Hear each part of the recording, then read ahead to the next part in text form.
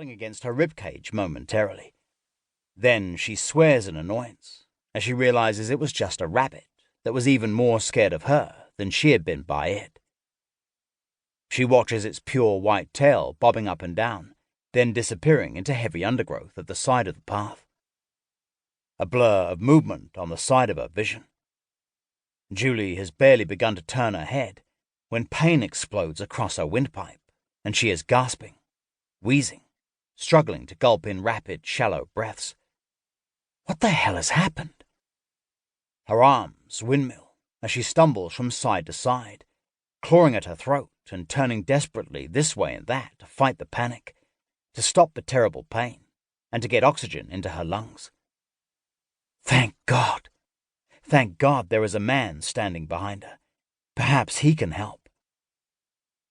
Her bulging brown eyes grow wider as she silently pleads with him, trying to convey the urgency.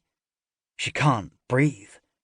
Not enough air is getting into her body, the rasping loud, the pain unimaginable against her flattened windpipe.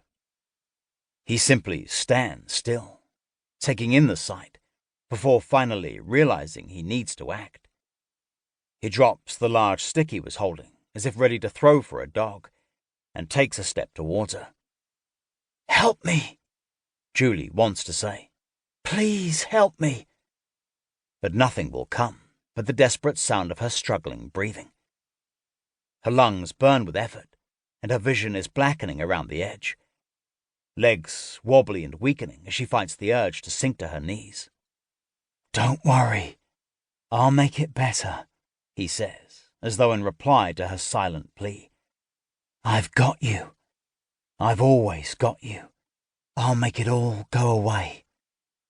His voice is soft, soothing, and even in her panic she feels better. "Yes, yes, help me, quickly. I'll make it all better," he croons. Takes another step, wrapping one arm around her as tight as a vice, so that her own arms are trapped by her sides, unable to flutter around her neck, trying to help pull in air. Holding his body flush against hers, he presses against her gently but forcefully, like a lover. His hands twist into her long, dark ponytail and pull, exposing her throat, angling her face towards his, so that he gazes down at her. Julie has no real strength left now. Fingers twitch, trying to hold on to the life slipping from her grasp.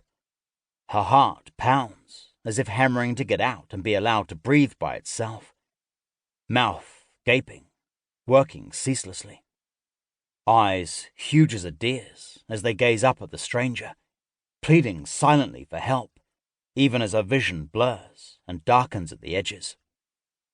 Even as she fades, Julie becomes hyper-aware, somehow knowing that these are her final moments. Her mind and body work together to gather up every last sensation, stretching out what little life is left. The stranger's hands moving down her ponytail, the subtle bounce as his fingers let go of the curl at the end, the softness of his skin as he slowly caresses her cheek, along her jawline, then down to her neck, the citrus-sharp smell of his body wash.